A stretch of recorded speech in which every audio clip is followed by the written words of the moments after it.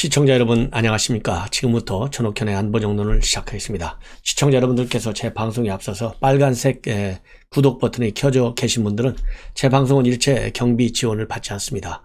그냥 여러분들께서 와이파이가 설치되어 있는 지역에서 제 방송 들으시면요 전혀 통신요금 부담도 걱정하시지 않아도 돼요. 그렇기 때문에 빨간색이 켜져 있는 분들 꼭 눌러주시고 봐주시면 대단히 고맙겠다는 말씀을 드립니다.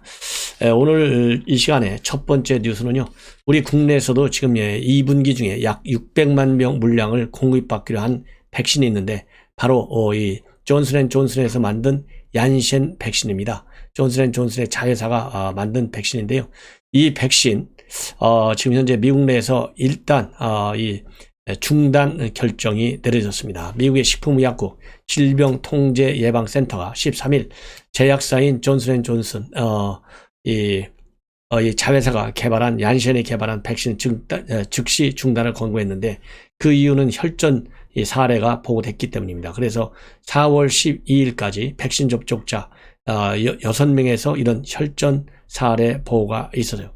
그런데 미국 내에서는 현재까지 얀센 백신을 접촉받은 인구는 약 700만 명에 달한다고 합니다. 이번에 혈전 부작용이 발생한 6명은요 모두 18세에서 48세의 여성이고 접종 6일에서 13일 이후에 증상이 나타났는데 이 중에 1명은 사망했고 2명은 중단 사태에 지금 빠져 있습니다. 우리 국내에서도 2분기 중에 600만 명분을 좀 공급받기로 약속한 백신이 바로 얀센 백신이에요.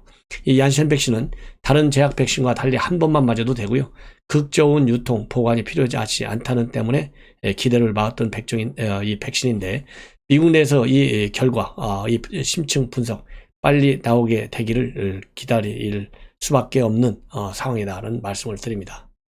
자, 이제 정치권 뉴스 말씀을 드리겠는데요. 우선 첫 번째, 이번 이 선거를 통해서 이 김종인 비대위원장의 정치적인 판단력, 이것이 상당히 좋은 평가를 받았는데 지금 떠나자마자요 본인이 지난 거의 1년간 몸담았던 국민의힘 아사리판이다, 그리고 이 초선을 대표로 내세워라, 이런 비판적 시각을 내놓고 있어요. 자, 먼저 이 김종인 비대위원장 입장이 어떤 것인지 매일경제 인터뷰를 통해서 밝힌 내용입니다. 그래서 핵심은 아까 말씀드린 대로 현재 국민의힘은 그야말로 아사리판 엉터리다 이거죠. 그야말로 다 맥이 끊겼다는 얘기 있고 초선 의원을 대표로 내세워라, 이런 것이 이제 핵심인데요.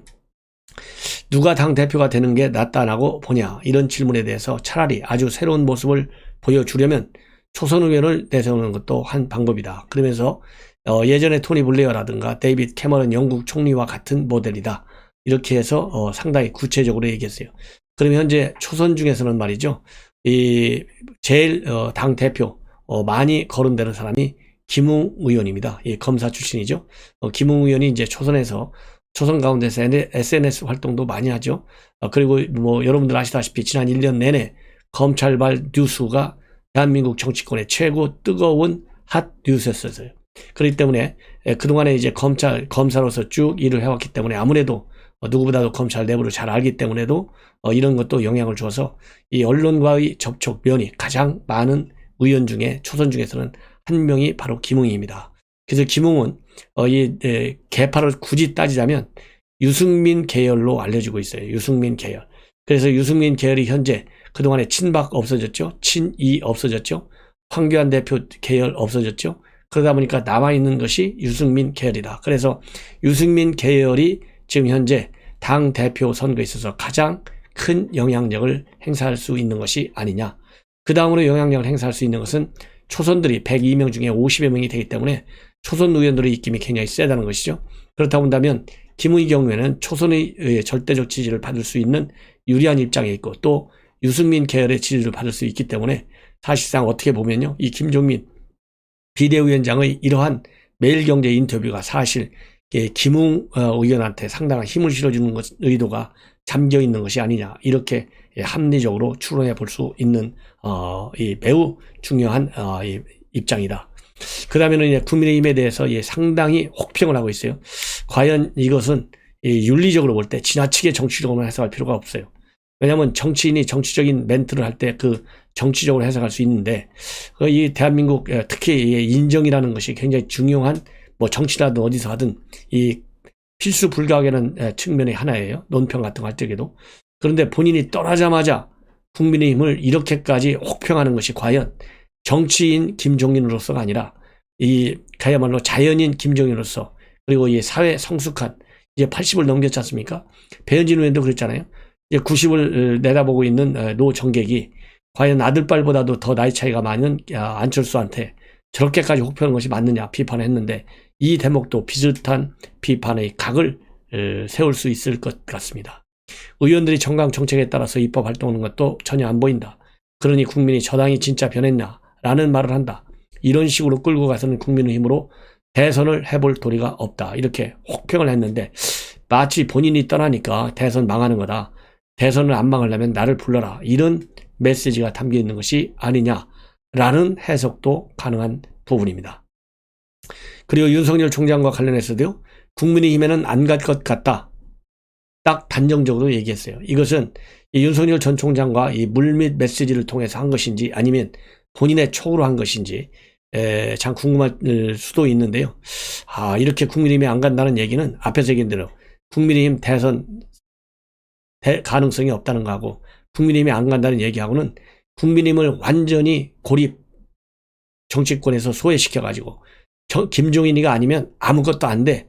그리고 윤석열 없이는 너희들 아무것도 안 돼. 내가 윤석열하고 손을 받을 거야. 그러니까 내가 윤석열하고 손을 잡고 대권을 이 정권 교체를 나설 거니까 난 내 품에 안기든가 말든가 둘 중에 하나만 해. 이런 메시지를 전하는 것이 아닌가 하는 생각도 듭니다.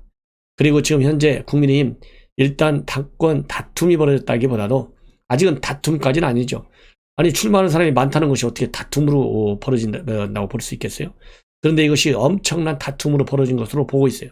한마디로 아사리판이다 이렇게까지 표현하고 있는데 자 지난번에는요 안철수한테서 건방지게 이런 표현을 해서 참 노정객답지 않게 상당히 막말을 했다 이런 비판을 받았는데 또 이번에 아사리판이다. 이거 본인이 1년간 몸담고 있고 본인이 그야말로 이 무대를 뛰었던 무대인데 이 무대를 떠나니까 바로 본인이 없는 판은 아사리판이다. 이것도 상당한 논란을 일으킬 것 같습니다. 예. 그러면서 윤석열 전 총장이 금태섭 전 의원이 말한 새로운 정당으로 가는 상황이 전개될지도 모른다. 그리고 강한 대통령이 될 만한 사람이 나오면 당은 자연스럽게 그쪽으로 가게 돼 있고 5월쯤 되면 무슨 빛이 보이지 않을까 한다. 여기서는요. 윤석열 총장 얼마나 강성입니까? 그렇잖아요.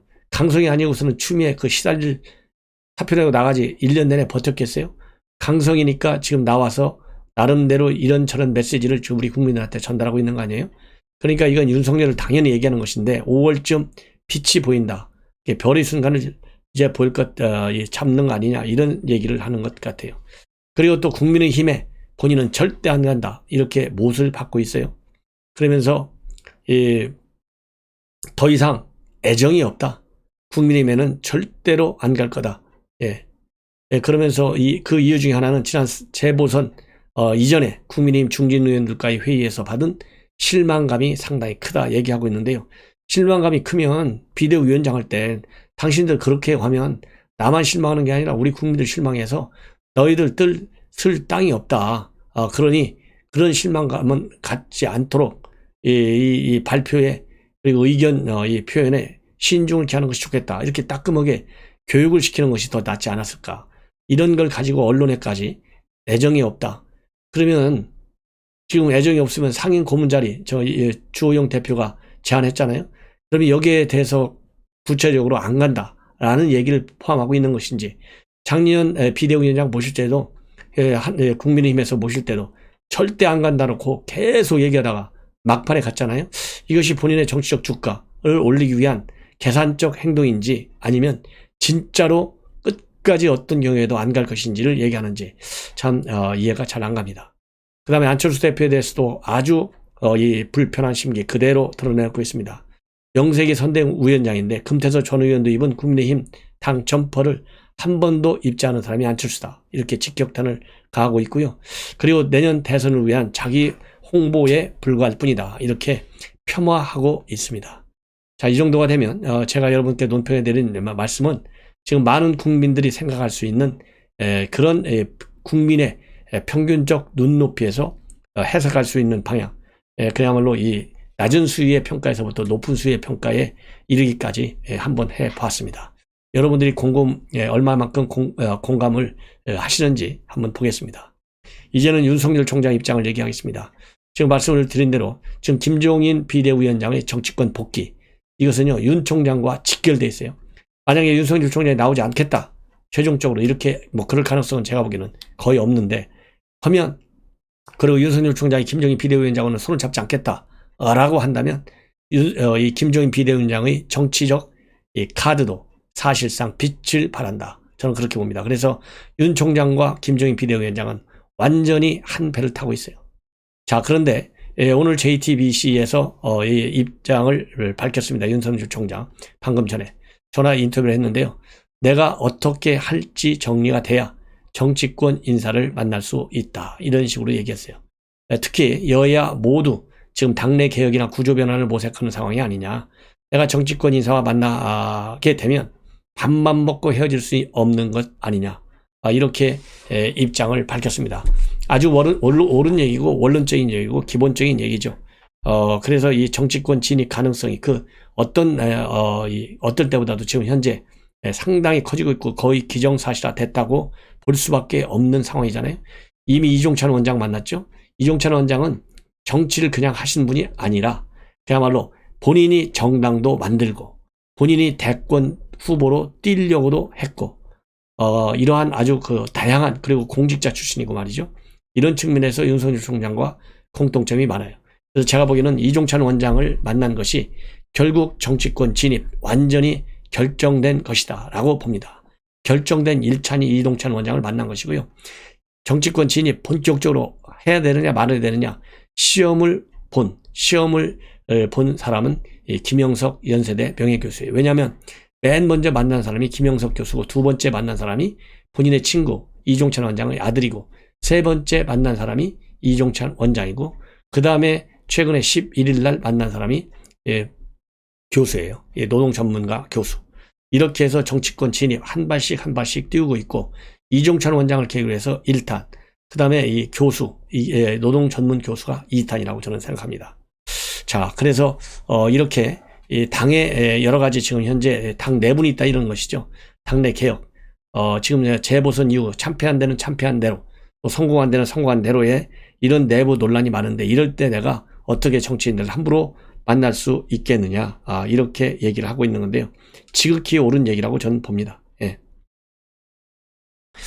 그러면서 또 이렇게 윤석열 총장 이런 식으로 해서 말이죠, 이 공개적으로 직접적으로 밝히고 있어요. 왜냐하면 지난번 재보궐선거 할 적에도 단 한마디 말을 안 했어요.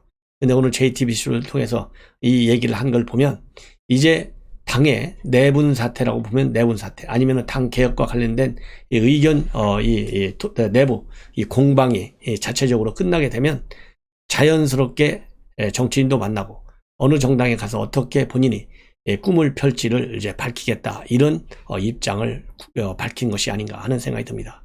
그리고 여러분들 잘 아시다시피 김진욱 공수처장 최근에 이성윤 황제 영접을 계기로 해서 지금 많은 논란에 처해 있어요. 논란에 처해 있는데, 그 중에 그 논란이 하나가 바로 이성윤 황제 영접. 이성윤은 피의자잖아요. 그래서 논란에 처해 있고요. 그 다음에는 이성윤과 관련된 수사를 수원지검으로 다시 이첩하면서 너희는 수사만 하고 기소, 공소권은 내가 갖겠다. 이것이 법률적 논란의 가장 뜨거운 이슈입니다. 이 부분에 관해서 오늘 수원지검에 있는 공보관, 강수산나 공보관이 강력히 검찰 내부망인 이프로스의 공수처법 2척 규정 해석이라고 하는 제목하에 강력히 김진욱을 비판하고 있습니다. 그래서 공수처는 법률상 검찰 지휘기관도 아니다. 그리고 이게 수사만 하고 기소는 공수처에서 하겠다는 거, 이것은 유보부 이첩인데 이 유보부 이첩은 말이 되지 않는다. 법률상으로 그건 불가능한 것이다. 그러면서 지금 공수처법을 잘못 이 김진욱 처장이 이해하고 있는 것이다. 그리고 이런 공수처장의 입장은 사실상 우연 소지가 많다. 그렇게 규정을 하고 있습니다. 뭐라고 돼 있냐면 공수처법은 뭐라고 주장했냐면요. 공수처법은 처장이 필요할 경우 검경에 수사자료 제출 등 협조를 요청할 수 있다고 규정하고 있지만은 이것은 검경을 수사지휘 대상이 아닌 협조 요청의 대상이라고만 명시한 것뿐이다. 그래서 공수처가 검경의 수사지휘 대상으로서의 수사를 지휘하는 상급기관이 아니다라고 주장을 하고 있고요. 공수처법상 처장이 직무의 일부를 위임할 수 있는 대상은 수사처 검사에 한정이 되고 대검 소속 검사에 대한 지휘는 불가하다. 따라서 법률 근거 없이 수사처 규칙으로 검경에 대한 수사 지휘나 송치 요구를 규정하는 것은 우연 소지가 높다. 이렇게 지금 반발을 하고 있습니다. 그리고 헌법재판소는 공수처법 24조에 대해서 공수처가 사건을 이첩하면 수사권과 공소권의 주체가 변경된다는 점을 밝힌 바 있다. 이렇게 주장하면서 판검사에 대한 고소 진정이 연 3천여 건인 상황에서 공수처가 이를 모두 직접 수사에 처리하기 어려운 사정을 감안한 조항이다. 이렇게 밝히고 있습니다. 그리고 공수처 규칙으로 검찰에 송치 의무를 부여할 수 있는지와 관해서는 공수처법은 송치에 대한 규정을 두고 있지 않고 이는 공수처가 제한된 범위 대상과 범죄에 대한 수사권과 그중 일부의 기소권을 갖는 기관일 뿐 법률상 검경 지휘기관이 아니기 때문이다. 이렇게 분명하게 이 김진욱 공수처장의 이런 이성윤 기소권을 넘겨달라. 여기에 대해서 강력히 반박을 하고 있습니다. 자, 그리고 말이죠. 또 하나 이제 공수처와 관련된 문제가 또 하나 오늘 이제 보도가 됐는데요. 이 보도는 바로 뭐냐? 공수처가 본래 검사 23명을 뽑는다고 돼 있어요. 부장검사 4명에 일반 검사 19명에서 23명을 뽑는다고 밝혔었는데 실제로는 19명만 청와대에 추천했습니다. 이러다 보니까 공수처 찬략자들이 이건 법에서 보장되어 있는 신뢰의 원칙, 신뢰 보호의 원칙에 위반되고 있다. 그래서 이 소송을 제기하겠다는 입장을 지금 밝히고 있습니다. 그래서 이제는 이 김진욱이가 말이죠. 이미 이번 이성윤에 대한 황제 영접과 관련해서도 지금 현재 고발되어 있고요. 그 다음에 이 공수처 이 검사들 임명과 관련해서 또 이 이 고발 사태에 빠져드는 그런 지금 현재 상황에 있습니다. 이래서 신뢰 보호 원칙, 이것은 뭐냐면 최소한도로, 그러니까 이 규정상으로 말이죠. 23명을 뽑겠다 했으면은 23명을 뽑는 것이 응시자들 입장에 볼 때는 신뢰를 받는 거예요. 그런데 19명만 뽑았기 때문에 신뢰 보호 원칙에 어긋난다는 겁니다. 그래서 신뢰 보호 원칙의 핵심은 뭐냐면 행정기관의 연동에 대한 개인의 신뢰에 보호 가치가 있는 경우에는 그 신뢰는 보호되어야 한다는 일반 원칙이라고 합니다. 예. 그렇죠. 왜냐하면 응시자들은 이런 23명을 뽑겠다고 하는 이 원칙을 신뢰하기 때문에 응시한 것 아니겠어요? 그런데 이렇게 신뢰했는데 이 신뢰한 대로 이루어지지 않았어요. 그러니까 이게 보호가 되지 않은 것이죠. 예. 그래서 이것도 지금 현재 법률 소송에 들어가게 될 경우에는 결국 김진욱 공수처장, 그야말로 이 법률 판사 출신인데요.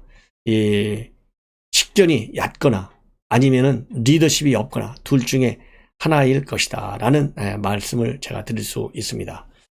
그래서 지금 현재 이번에도 이렇게 19명, 23명 중에 19명만 뽑았는데 응시자의 경우를 보면요. 공수처 검사 지원자가 총 233명이었어요.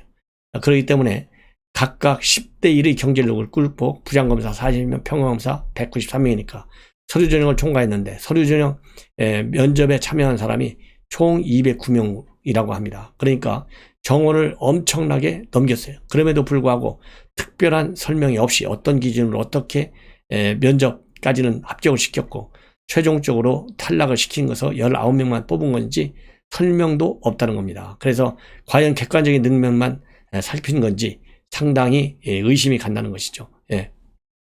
그리고 또 하나 지금 공수처 문제가 되고 있는 것이 비서관 특채 의혹이거든요. 비서관 특채 의혹과 관련해서 조수진 의원이 관련 자료를 달라 이렇게 요청을 했는데 일체 이런 자료 요청에 관해서 하나도 협조를 해주지 않고 있어요. 자료 요청한 내용은 채용 공고, 임용 방식, 지원자 수, 지원자들의 주요 학력, 경력, 심사 결과입니다. 그래서 이것이 바로 오늘 왜 지금 현재 2주일이 넘도록 자료를 제공을 안 하느냐. 이것이 언론에 대서특필됐어요. 그러다 보니까 오늘 갑자기 구두 답변이 왔다고 합니다. 별정직 공무원 인사 규정에 따라 채용했다. 별정직 비서의 경우에 다른 정부 기관에서도 유사한 절차에 따라 채용하고 있는 것으로 알고 있다. 예, 이렇게만 밝혔다고 합니다. 그리고 이 자료 요청과 관련해서 공수처장 비서관은 별정직 공무원인 인사규정 제3조의 4, 제1항 1호에 따른 비서관에 해당하고 다만 수사기관이므로 처장 비서관의 경우에도 변호사 유자격자로 채용한 것이다. 그리고 비서관의 주요 업무에 관해서는 공수처장의 일정관리, 업무보좌 등 비서 업무를 담당하고 있다. 이렇게 설명하고 있다고 합니다. 그리고 재차 별정직 비서관 채용은 규정대로 했다. 이렇게 또 한번 강조하고 있다고 그래요. 그런데 이 법조계에서는 이러한 공수처의 오늘 해명, 입장문 석연치 않다 지적이 나오고 있습니다.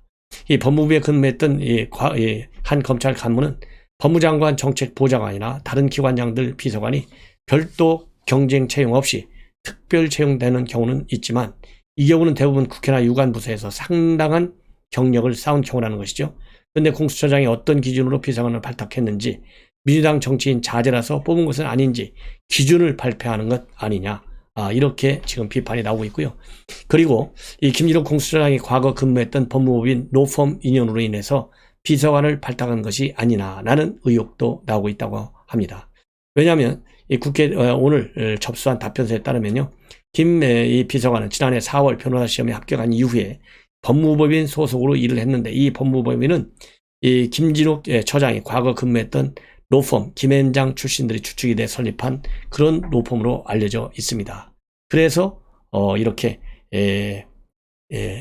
김진욱 처장의 비서관으로 발탁이 된 거 아니냐. 이런 의혹들이 지금 제기되고 있는 거예요. 자, 다음은 이제 마사 회장 관련 또 이 비리 의혹입니다. 이 마사 회장이 현재 제주 출신 김은환 전 의원이에요. 김은환 의원은 삼선 의원 출신입니다. 그런데 지난 2월에 마사 회장에 발탁이 돼서 임명이 됐는데요. 2월 취임한 이후에 과거 국회의원 시절에 보좌관 했던 사람을 비서실장으로 특채하려다가 이것이 잘 안 되니까 결국은 자문위원으로 위촉을 했어요. 이 자문위원 하면서 월 700만 원 급여를 받게 되는데요. 이 채용 과정에서 이 마사회에 있는 인사 담당관하고 이제 갈등이 생긴 거예요. 이 마사회 인사 담당 직원이 채용을 할 때, 비서실장 채용을 할 때는 마사회 내부 규정에 따라서 해야 되는데요.